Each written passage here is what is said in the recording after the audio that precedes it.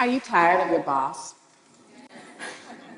Are you tired of going to work and making money for other people? And who are those people, anyways, those people that make money from your work? Well, they're capitalists. They have capital, and they use your labor to make more capital. So if you're tired of going to work and making money for other people, then you're probably like me, just tired of capitalism. Which is ironic because I'm a capitalist. I own a small business, RCO Tires in Compton. A few years ago when I read Van Jones and he wrote, "Let's make green collar jobs in the hood," I took him really seriously. So I co-founded, own and operate a tire recycling company, and I'm really proud of what we've done. So far we've recycled 100 million pounds of rubber. That's 21 million gallons of oil diverted from landfills into new products. We also employ about 15 guys, mostly people of color, most of whom are felons, and we pay above the minimum wage, and we are now proud members of the United Steelworkers Union.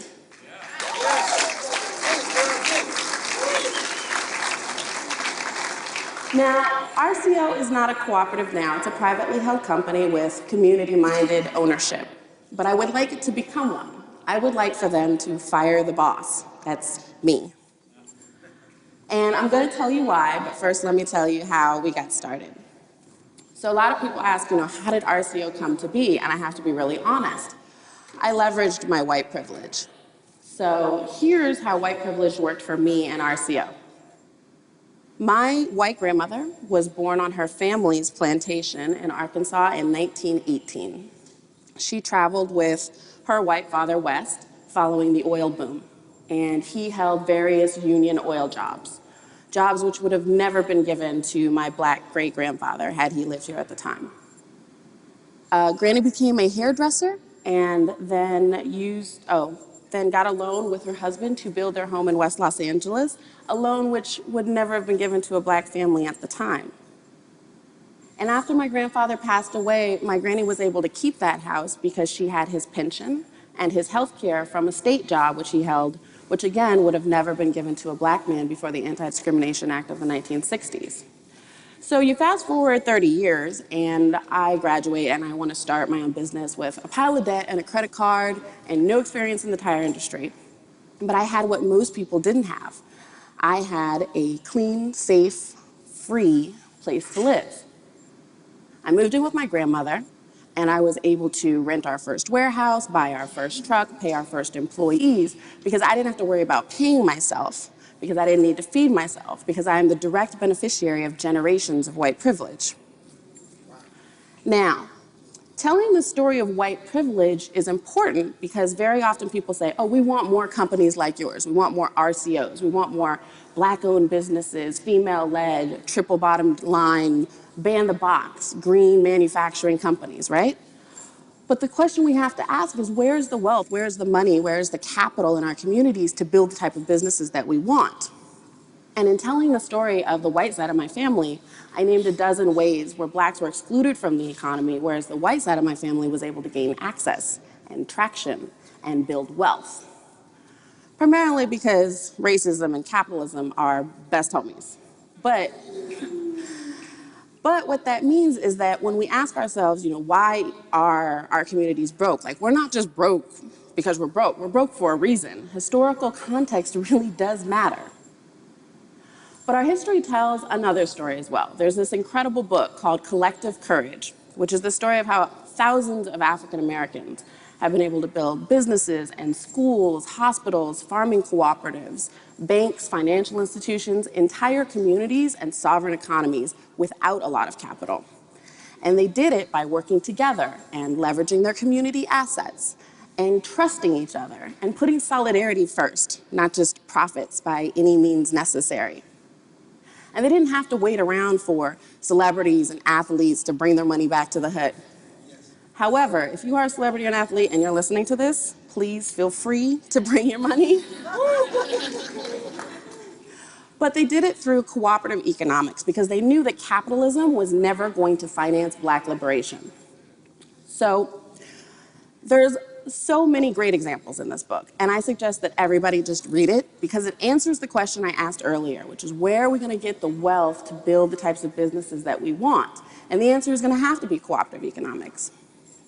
There's a lot of different versions of cooperativism. What I'm talking about today is worker ownership. So you may not have heard of worker ownership yet, but it's been an incredible tool for Black economic liberation for a century. And it's also working all over the world right now. You may have heard of Black Wall Street or maybe the Zapatistas, but I'll give you an example that's a little bit closer to home. Right now, today, in South Bronx, is the country's largest worker-owned company. It's called Cooperative Home Care Associates. And it was founded by Black and Latinx home care workers who are now able to pay themselves living wages, they have full-time hours, they have benefits and a pension through their membership as a unit of SEIU. And these women owners now receive a dividend back on their ownership every year that the company has been profitable, which has been most years. So they're able to really enjoy the fruits of their labor because they fired the boss. They don't have any big investors. They don't have fat cat CEOs or absentee owners taking the profit out of the company. They each pay in about $1,000 over time in order to gain ownership. And now they own their job. Now, there's hundreds of more examples of companies like this springing up all across the country. And I'm so inspired by what they're doing because it really represents an alternative to the type of economy we have now, which exploits all of us. It also represents an alternative to waiting around for big investors to bring chain stores or big box stores to our communities, because honestly, those types of developments, they steal resources from our communities. They put our mom and pop shops out of business, they make our entrepreneurs into wage workers, and they take money out of our pocket and send it to their shareholders. So I was so inspired by all of these stories of resistance and resilience that I got together with a few people here in Los Angeles, and we've created LUCI. LUCI stands for the Los Angeles Union Cooperative Initiative. And our objective is to create more worker-owned businesses here in Los Angeles. So far in the last year, we've created two: Pacific Electric, an electrical company, and Vermont Gauge Car Wash, which is right here in South Central. Some of you guys might be familiar with it. Yes. This long-time car wash is now owned and operated by its 20 workers, all of whom are union members as well.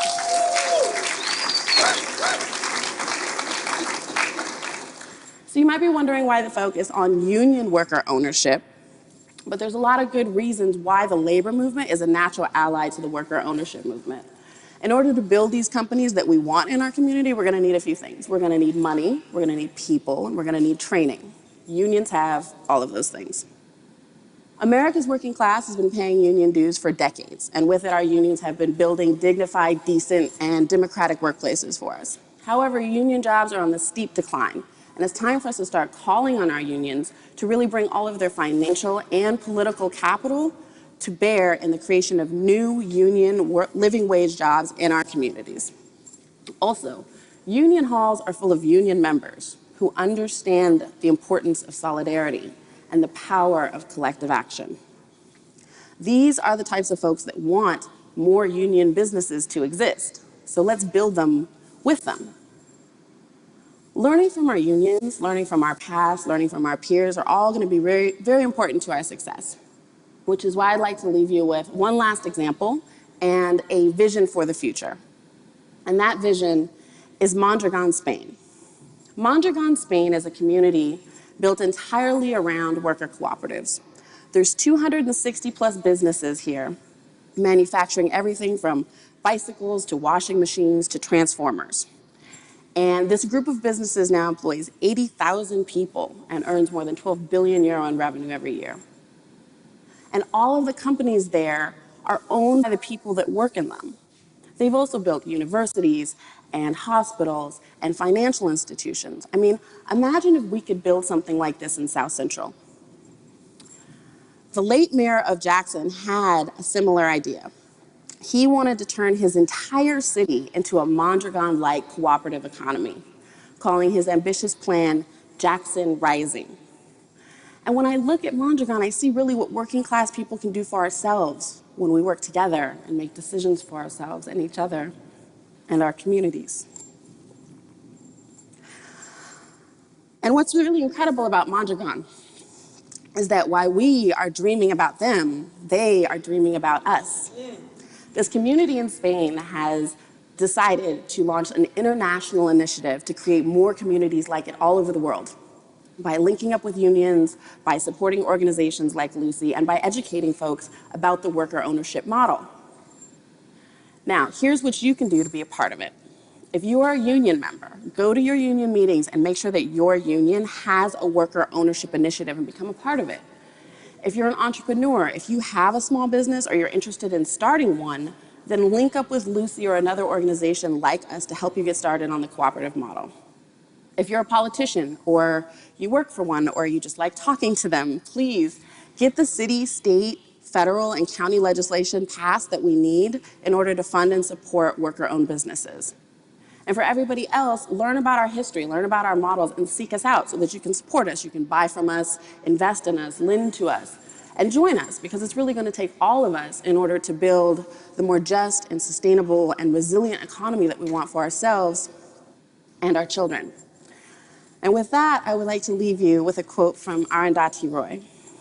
And she writes, "Our strategy should not be only to confront the empire, but to lay siege to it, to deprive it of oxygen, to mock it, to shame it with our art, our literature, our music, our brilliance, our joy, our sheer relentlessness, and our ability to tell our own stories, not the stories that we're being brainwashed to believe.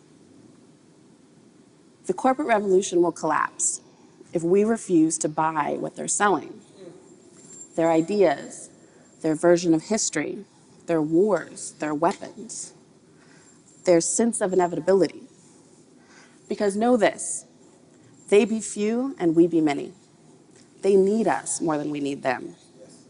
Another world is not only possible, she's on her way. And on a quiet day, I can hear her breathing. Thank you."